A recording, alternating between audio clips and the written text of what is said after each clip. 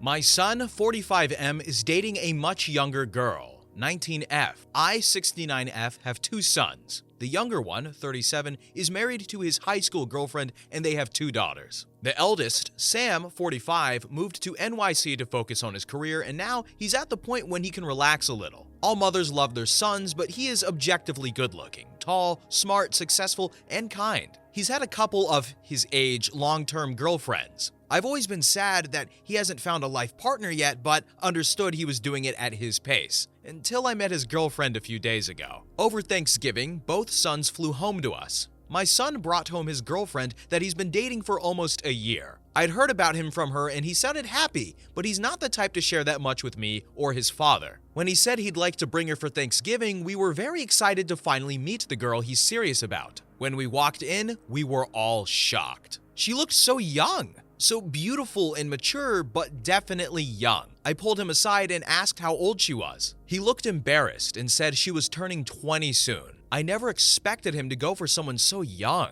Maybe someone 30 or 35, as I know he wants children soon, but not someone in their first year of college. We went back to dinner. I didn't want to make the poor girl feel bad. My husband and younger son staring was rude enough, so I was very welcoming to her. She's very intelligent, nice, confident, and so on, but in the manner of preocuous teen. Her family is wealthy, so she's not financially dependent. Dinner was awkward, but fine. At the end of the evening, everyone went to bed, but it made me feel nauseous to know what was happening in my own house. The next day, they left together, but split when he dropped her at the airport, had to leave early so she could see her family. My son went to visit his childhood friends in our hometown, but he's coming back tomorrow. Is this relationship possibly healthy? Can I voice my concerns, or is it none of my business? Has anyone dealt with something similar in their family? Alright, I'm gonna get real personal with this. I'm gonna give my thoughts. That's a little weird. Actually, that's a lot of weird. He wants kids soon, and she's still in college. Like, her frontal lobe isn't fully developed yet. I know there's like a thing with people wanting an older man, but come on. You couldn't find anyone. This guy's tall and handsome and making money, and you went for a 20-year-old? Like, I think he could find someone his age who wants kids. Anyway, next story. Story number 2. My 32F husband, 53M, wants a divorce. How do I tell him I'm pregnant without coming off as manipulative? So recently, my 32F husband, 53M, told me he wants a divorce. As a bit of background, my husband, we'll call him Jordan, was a family friend.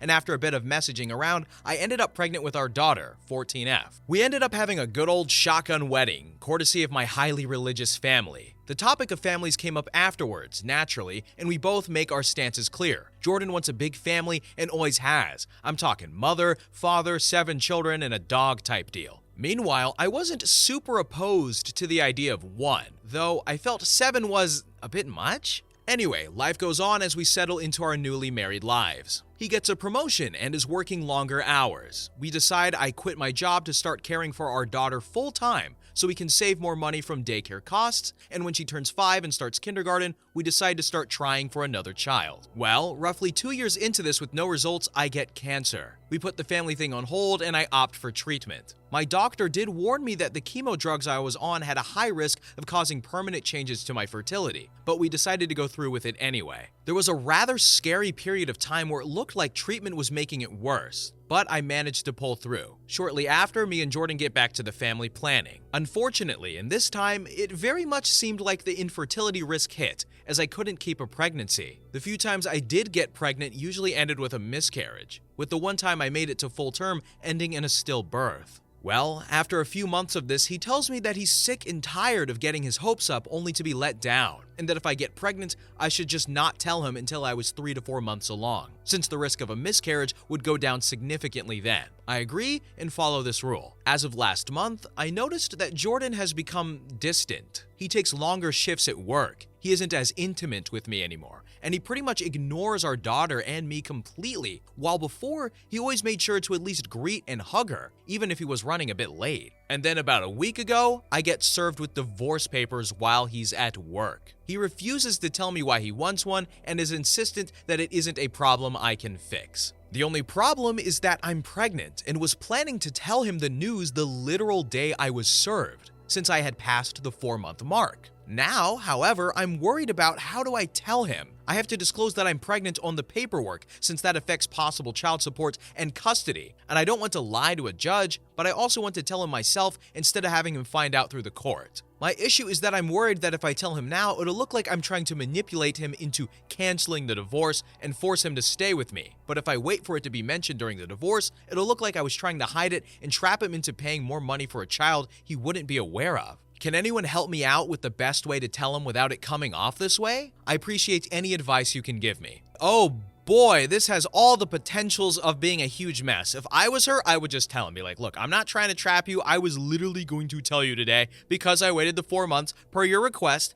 But at the same time, one, they were shotgun married, so it's not like they initially wanted to be together. And at the same time, he wants kids. She can't give it to him. So I understand where he's coming from. But now he's got a kid, so it's like, oh my God, we need an update to this one. Okay, next story. Story number 3. My 24M, GF, 22F, and I had a fight so bad we decided to break up. She doesn't remember it. Yeah, so basically last night, my girlfriend and I had a pretty nasty argument, which culminated in us deciding we needed to break up. Afterwards, she cried for a while, after which I came in and apologized, then wished her luck and told her I'll always care about her, even when we're living separate lives. I cried too. She ended up having a panic attack, hyperventilating, and asking me if she can breathe. I kept reassuring her it's okay and trying to comfort her even though she wouldn't let me touch her. Afterwards, she was almost non-responsive, only answering with the occasional nod. Then she had a second panic attack. This time, she kept asking me to shut the lights off, even though it was pitch black. She was also asking me why it's so noisy, even though it was quiet and at 3 a.m. She was begging the noise to stop and eventually started bargaining for me to end her there. I didn't know what to do, so I let her go through the motions while making sure she didn't hurt herself. Eventually, she calmed down, so I left her there as I was probably the trigger. She fell asleep, and I sticked around for a few hours. When I woke her up later, she was as happy as she usually is first in the morning, a little bit confused, but otherwise wanting hugs and kisses and attention and whatnot. At first, I thought she was faking it in a desperate last-bit attempt, but after asking her about it, it really seems like she absolutely has no memory of last night. She was just my girlfriend again, like nothing happened. I told her everything that happened. I told her why it happened, and I told her how I feel now. She doesn't remember and is assuring me she loves me and never wants to break up. To be honest, I don't really either, but our fight just got unhealthy. There's a lot of details I left out, but that's what I see as the most important parts. Thanks for reading. I can assure you those are not the most important parts. When I read the title, I thought she was going to pull like a Costanza or something, be like, surprise, but it seems like she's either playing an elaborate game here or she just has some mental issues, like the thing with the lights and all the noise. Like, that's not a normal reaction.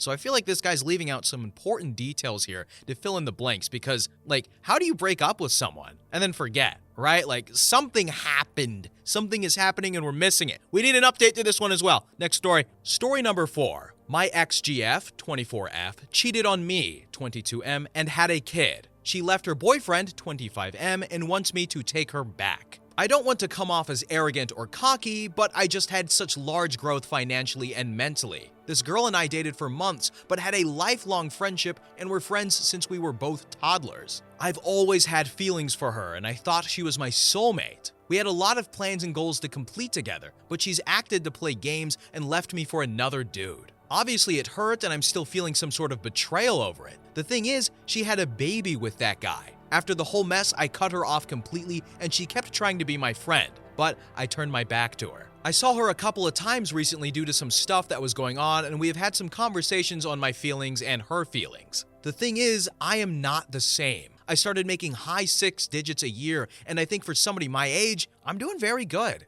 I just recently bought a house a few months ago. I'm able to afford the things I like, and I am living comfortably. She, on the other hand, dumped and kicked her boyfriend out. Right after she did that, she called me to tell me she wanted to give it another go. I have issues. Ever since she left me, I was feeling lonely and I am still attached to her. But I also do not believe she wants to be with me over her feelings for me, more so because I am successful now. How should I handle things with her? I don't want to be rude, but I do want to know her true intentions. Oh boy, she was like, hey, I'm gonna cheat on you and have a baby with another guy, bye. Then she's like, wait, the guy I cheated on you with sucks? Can I come back now that you're rich? Like, what? I understand where this guy's coming from, though. They've known each other for a very long time, or both of them, so I can understand why they're both so attached to each other. And probably for the first time in a long while, they've been separated. But man, that's tough. That's like, you gotta work through that. If he really wants her and she really wants him, there's gotta be some couple counseling and all that. And also at the same time, this girl might be the only girl that this guy knows and vice versa, but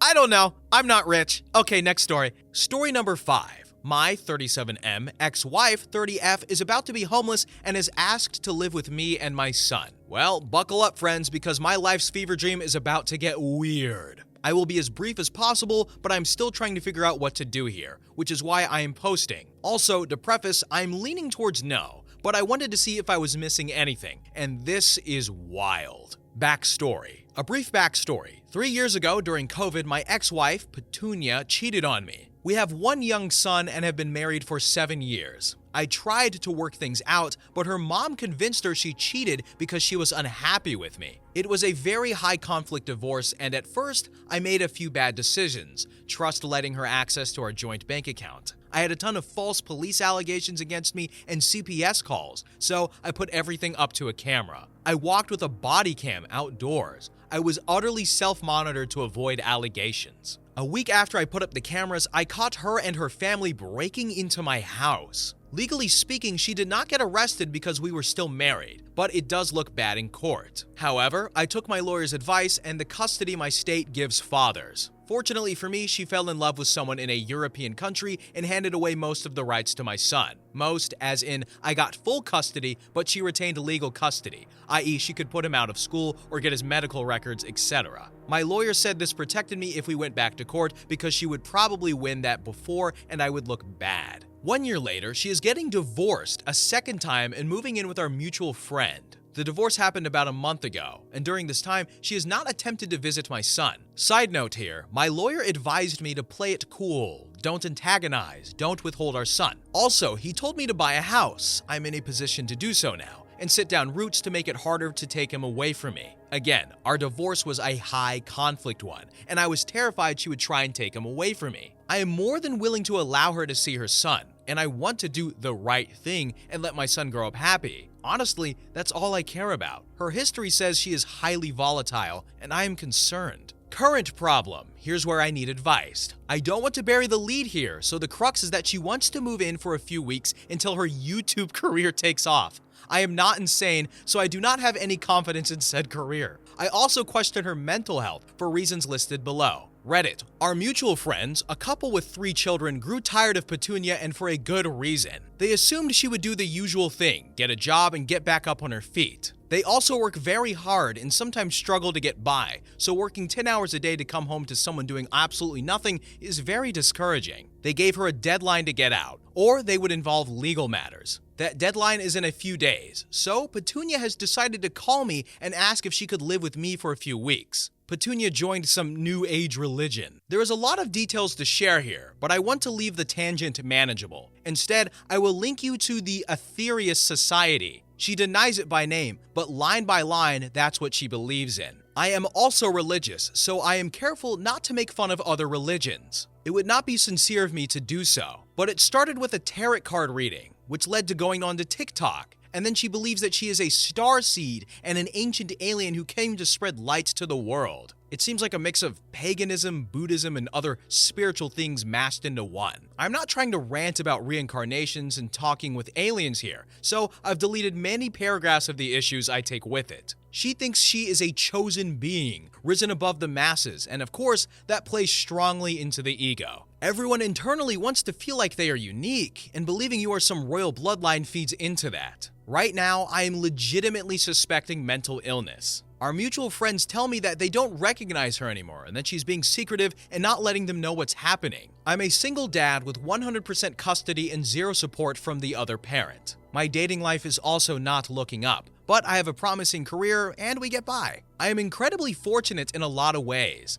I've been getting a ton of therapy for my codependent behaviors, and I don't need this. She tells me she will be homeless if I don't take her in. She's not speaking with her immediate family because she moved to another country. If I let her in, though, it will seriously affect my mental health. What the heck do I do? I'm leaning towards calling her bluff and letting her figure it out, though it appears she will never get a job. Would the courts hate that? I'm very uncomfortable with this position. 1. I was almost named Petunia if I was a girl. I don't know if my parents were joking, but they always say that. 2. YouTube career. I started laughing so hard I had to stop. 3. I would say no. It seems like that she has some sort of mental thing going on, and even then, she's at least gone off the deep end. And when the courts see that, they'd be like, oh, wow, the mom's kind of crazy. The son shouldn't be living with her. Obviously, I'm not a judge or a jury or a lawyer or anything like that, but it feels like things are looking good for the dad custody-wise. But I would not let her live with me. No, she has caused too much strife. Unfortunate for the son. Oh, man, now I'm thinking about the son here. She's crazy. The son can't be around that. That's what I'm saying. Okay, next story.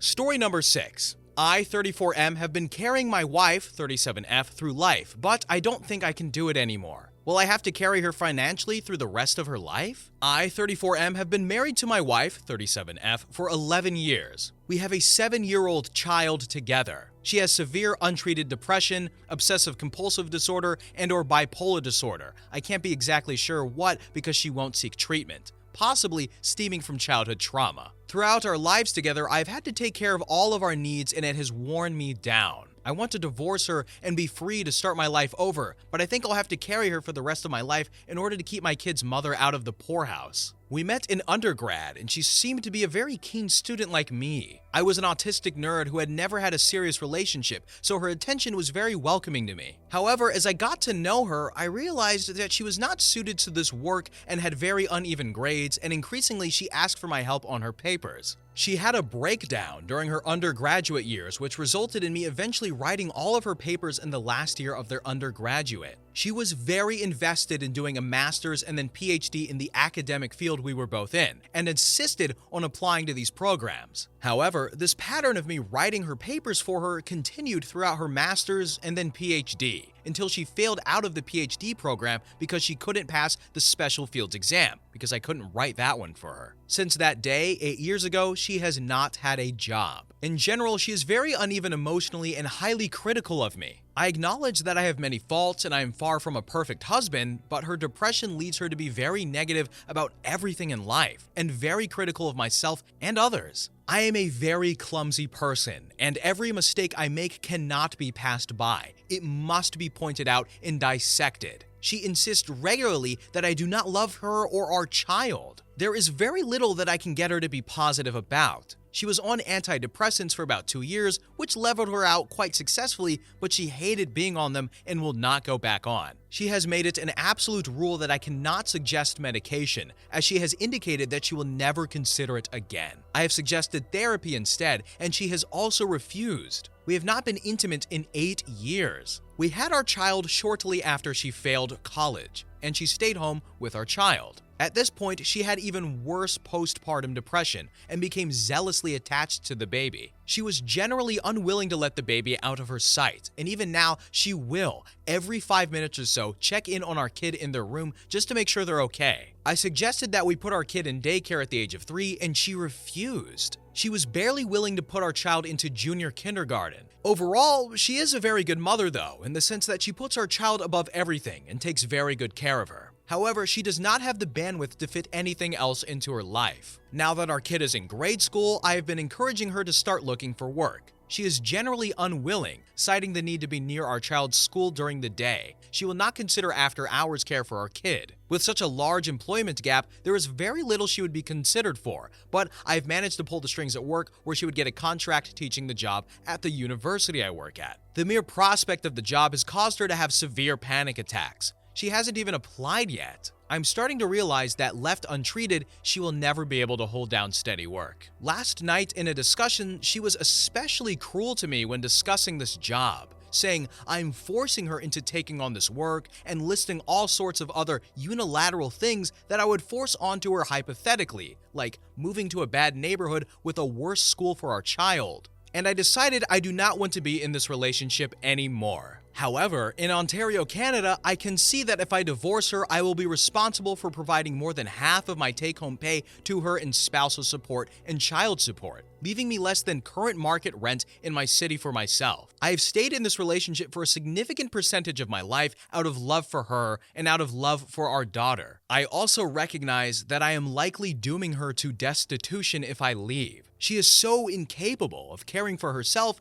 and so generally anxious about every possibility that I can't imagine her being able to hold down full-time work at any point in her life. It hurts me to imagine my daughter having a mother who is destitute, but I know this also can't continue. Ethically, I feel bound to provide for my wife as she has birthed and raised my child, but I'm tired of her as a weight around my neck. I dread spending time with her lately. The home is so unpleasant. As I have written this out, communicating it to another person for the first time in my entire life, it all seems so over the top that I don't know how I put up with it for so long. So 1, this guy went 11 years, wow. 2, this lady's got some mental issues going on, obviously, and I think, to no fault of his own, or with no ill intent, he kind of enabled her. I'm sure he didn't mean to, but she's like, hey, he's taking care of me. I don't have to work. I don't have to do anything but watch the child. So it's a messy situation. I would maybe be like, hey, actually, I don't even know. I was going to be like, hey, tell her you're going to divorce or clean up your act and we're done. But then she'll have another panic attack and he'll feel bad.